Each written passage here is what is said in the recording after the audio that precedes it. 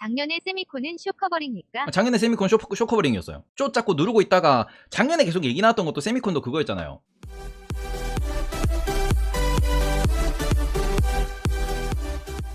네이버보다 재미있는 테이버. 얘가 실적 EPS가 이렇게 늘어났는데 그러면은 배당이 원래 0.3 그러니까 30% 배당을 주던 친구니까 배당 성향이 그럼 배당 요렇게 주던 애가 설마 이렇게 줄까였죠. 배당금이. 작년에 저도 분석하면서 에이 그래도 배당이 이렇게 올라가겠지. 실적이 요렇게 갈 거니까. 그러면은 주가는 에이 대충 여기서 급등은 왔는데 아이 뭐 주가는 대충 이렇게 가지 않을까? 라는 생각을 했는데 그게 아니었지. 실제로 배당을 어떻게 줬냐? 요렇게 줬죠.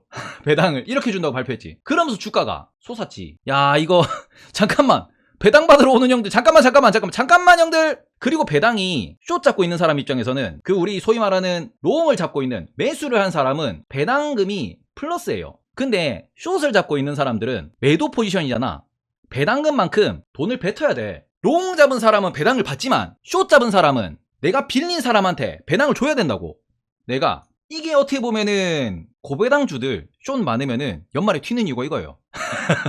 배당 주고 있으면은 내가 앉아가지고 천억 숏 때리고 있다 그러면은 3%니까 30억 뱉어야 되는 거야. 안 그래도 이자 내고 수수료 내고 있는데. 그렇기 때문에 쇼커버링이 뭐냐라고 하셨는데 마지막으로 정리합시다. 쇼커버링은 주식을 공매도하고 있습니다. 먼저 마이너스 1이 잡혀 있는 거예요. 그럼 이 상황에서 무슨 소리냐? 주가가 쭉 떨어진다. 그럼 내가 돈을 버는 거예요. 플러스 1%, 플러스 2% 돈을 벌어. 그러면은 이 상황에서 주식을 사야죠. 그래야 이게 0이 되지. 요거를 보고 공매도가 주식을 다시 매수해서 갚았다라고 표현을 하는 건데 이게 반대로 이렇게 올라갑니다. 그럼 어떻게? 여기서 마이너스 1%, 마이너스 2%가 돼요. 그러면은 안 되겠다 내가 손절 쳐야겠다 하면 어떻게 돼? 여기서 내가 갚아야지. 그런데 이게 주가가 여기서만 움직이면 아이 공매도도 버티죠. 주가가 이렇게 올라가는데 다시 안 떨어질 것 같아. 그럼 어떻게 돼요? 여기서 공매도 하고 있던 물량 만약에 내가 여기서 1000주를 공매도하고 있다. 그러면서 내가 1000주를 사야 돼. 근데 우연찮게도 여기서 파는 사람이 없어. 그 1000주는 갚아야 돼. 와 갔다 떨어지는 거예요. 1000주를 여기서 물량을 100주 50주 100주 다 사 갚아야 돼. 이렇게 되니까 손절 쳐야 돼. 이게 공매도의 쇼커버링입니다. 오버슈팅으로 더 올라갔다 떨어지는 거. 공매도는 이해가 된다. 그 다음이 이해가 안 된다. 보여드릴게. 여기서 공매도 여기서 매도점 보면 죽을 것 같은데? 마이너스입니다. 체결되었습니다. 마이너스야. 떨어져야 돈 버는 거야. 근데 올라가지. 야 잠깐만 진짜 올라가냐? 나 지금 마이너스 1이야. 밑에서 샀죠. 체결되었습니다. 자 방금 제가 매수 매도한 거 보여드리겠습니다. 어떻게 됐냐? 제가 방금 전에 매수 매도했던 포지션, 매수 매도했던 흐름, 이 공매도예요. 이게 공매도. 자 보면은 어떻게 됐냐? 실제로 보여줘야지. 이거는 내가 먼저 매도 쳤지. 먼저 매도. 이게 계산상으로는 매수 가격 매도 가격 이렇게 떠요. 근데 방금 보셨죠? 저는 어떻게 됐냐? 먼저 위에서 먼저 매도를 쳤어. 이게 마이너스 1. 주식시장을 그냥 내가 샀다 팔았다를 0으로 만든다고 생각하면 돼. 먼저 팔고 난 뒤에 어디? 밑에서 샀지. 여기서 내가 플러스 시켰잖아. 이러면서 내가 계좌 정리를 했잖아. 근데 여기서 만약에 주가가 이렇게 올라가면은 여기서 내가 사야지. 그래야 0이 되지. 쭉 올라가서 위에서 안 되겠어 나 손절 쳐겠어 하면은 위에서 내가 사야지. 그래야 0이 돼요. 아니면 마이너스 1을 들고 계속 올라가면 나는 계속 손실이 커지는 거야. 그리고 공매도는 뭘 내야 돼요? 하루, 이틀, 3일, 4일 되면 지나면 지날수록 이자가 늘어나죠. 그래서 이게 지금 공매도다 라고 보시면 돼요. 진짜로 위로 올라가 버리고 나 여기서 잘못 포지션 잡은 것 같고 다시는 안 떨어질 것 같은데 이자 계속 내고 손실은 더 커지고 야 어떡하냐? 그거죠. 3개월 내에 안 빠질 것 같다 이러면은 쇼커버링 나오는 겁니다. 손실이 너무 커진다. 쇼커버링 나오는 거예요. 특히 기관은 이런 데 있어서 공매도도 뭐가 있냐? 소위 말하는 우리가 손절하게 돼 손절 라인이 있거든요. 그러니까 우리가 주식도 많이 빠지면은 기관들이 마이너스 7%, 마이너스 10%에서 손절 치거든. 기관들은 본인들만 운용 원칙상 이만큼 빠지면 손절 쳐야 된다가 나와 있어요. 정해져 있어요. 기관들이. 그러니까 자산 운용을 하는 사람 같은 경우에는 이게 고객 돈을 위탁받아가지고 고객이랑 이게 합의가 되면은 계속 들고 갈 수 있어. 근데 이거를 펀드가 운용한다 그러면은 펀드 같은 경우에는 운용 룰이 있기 때문에 많이 빠진다 급락 나온다 바로 손절 나가야 돼요. 로스컷. 이게 로스컷이에요. 자 그런데 반대로 공매도도 여기서 올라가면은 마이너스 7% 마이너스 10% 나면은 로스컷 해야지. 이 로스컷이 뭐예요? 쇼커버링. 위에서 사야 돼. 손절을 쳐야 되니까 무조건 3개월 6개월 못 끌고 가니까. 그래서 쇼커버링이 뜨는 거고요. 그러면 여기서 방금 대차 주체에 대해서 질문을 주셨습니다. 공매도니까 우리나라는 이게 차입 공매도입니다. 차입 공매도는 뭐냐 그러면은 주식을 들고 있는 사람 거를 내가 빌려와서 이거 빌려서 내가 공매도를 주문을 넣고 그리고 떨어졌을 때 매수를 해서 이걸 다시 빌린 사람한테 갚아야지. 그래야 여기도 원래 플러스 1에서 빌려줬으니까 얘는 마이너스 1이고 떨어지는 과정 동안 얘는 0이죠. 원래 플러스 1이었는데 얘는 계속 마이너스 1이지. 그럼 계좌 출발로 얘는 0으로 만들어야 되고 얘는 플러스 1로 만들어야죠. 그러면은 우리는 공매도에서 여기만 보지. 공매도에서 여기만 봐. 근데 얘는 누가 빌려주는데? 이 주체가 누구냐라는 질문을 주셨어요. 그러면은 이 주체, 빌려주는 주체는 누구냐 그러면 첫 번째, 기관입니다. 보통 기관이 본인들이 펀드에 들어있는, 패시브에 들어있는 이런 걸, 혹은 본인들이 이게 그러니까 매수해가지고 보관용으로 들고 있는 이런 기관들의 물건이 왔다 갔다 해요. 그리고는 대주주 물건도 왔다 갔다 합니다. 안 파는 물량이니까. 그리고 개인들도 본인들이 계좌를 만들 때 이게 그 빌려주는 것에 대해 가지고 그 체크하시면은 개인들도 여기 참여할 수 있어. 수수료 일부 받을 수 있어. 장투하는 종목 같은 경우에는. 근데 여기도 있는데 또 누가 있어요? 개인들이 주식을 매수하면은 이 계좌가 진짜 나한테 와 있냐? 아니지. 이게 예탁결제원에 들어와 있어요. 여기 계좌에 보관이 돼 있어. 우리가 테슬라 주식 샀다 그래서 진짜 그 테슬라가 나한테 들어와 있냐? 아니야. 예탁결제원에 맡겨져 있어요. 그런데 이 예탁결제원이 대차를 합니다.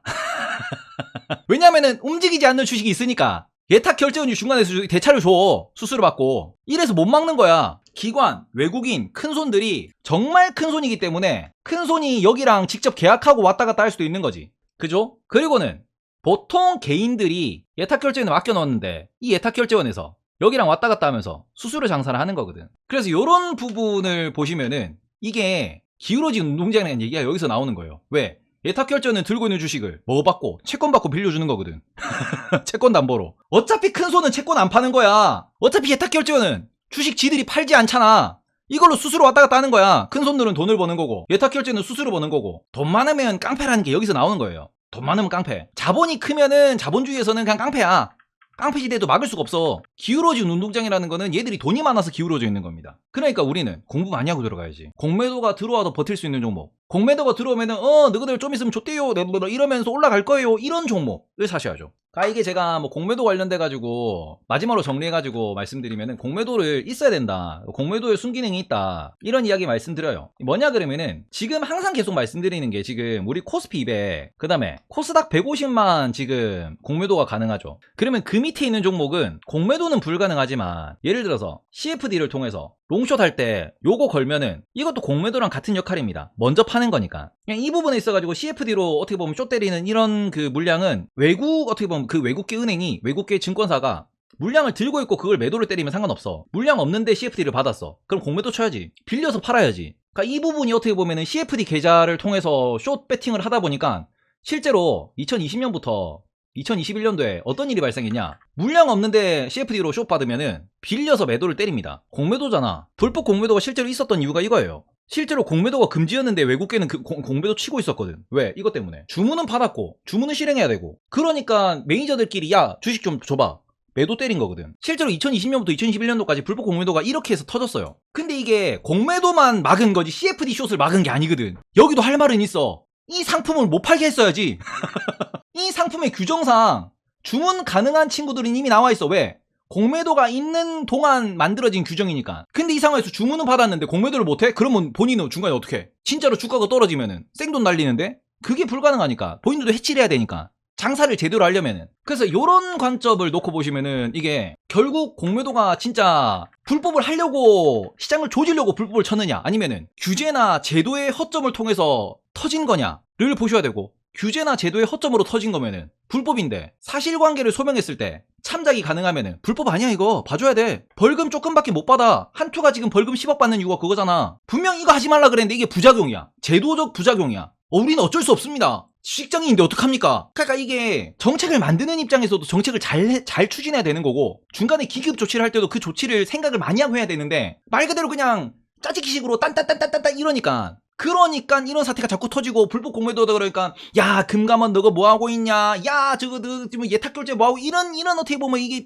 성토가 나오는 거야. 성토가. 그리고 공매도의 순기능 뭐냐, 지금 코스피 코스닥 이 높은 친구들 말고 그 밑에 있는 친구들 주가 급등 나오고 안 빠져요. 애가 안 빠져. 공매도가 있었다 그러면은 이렇게 떨어져야지. 안 빠져. 근데 여기서 개인이 사면 어떻게 돼? 조지는 거거든. 이거 재료로 막 수급이 들어왔는데 공매도가 없으니까 아무도 방치해놓고 아무도 안 봐. 선수들은 안 봐. 그리고 아무것도 모르는 개인들 들어와가지고 여기 왜 이래요? 이러고 있다고 지금. 왜 자꾸 빠져요? 언제까지 빠져요? 손절해야 돼요. 어떡해요? 지금 그치 박셀 안 보세요. 박셀이가 공매도 없을 때 들어왔잖아. 박셀 보시면 진짜 신풍이도 IA도 그렇다. 얘 지금 주봉 보면은 계속 내려왔죠. 이게 공매도 있었으면 여기서 올라갔다가 한두 달 있다가 내려 꽂았어야 돼. 이거 띡 하고 내려왔어야 된다고. 근데 이게 천천히 1년 내내 천천히 빠지잖아, 이런 종목. 지금 얘가 재물을 봤을 때, 배당을 봤을 때, 주주환원 봤을 때, 기술을 봤을 때, 영업이익 봤을 때 뭐 하나 나아진 게 있다고. 왜 버텨? 이런 거를 줘줘야지. 물려있는 사람들이 손절 못하고 가만히 있으니까 가격이 제 가격이 갈 때까지 계속 떠내려가는 거예요. 땅 떨어져야 된단 말이야.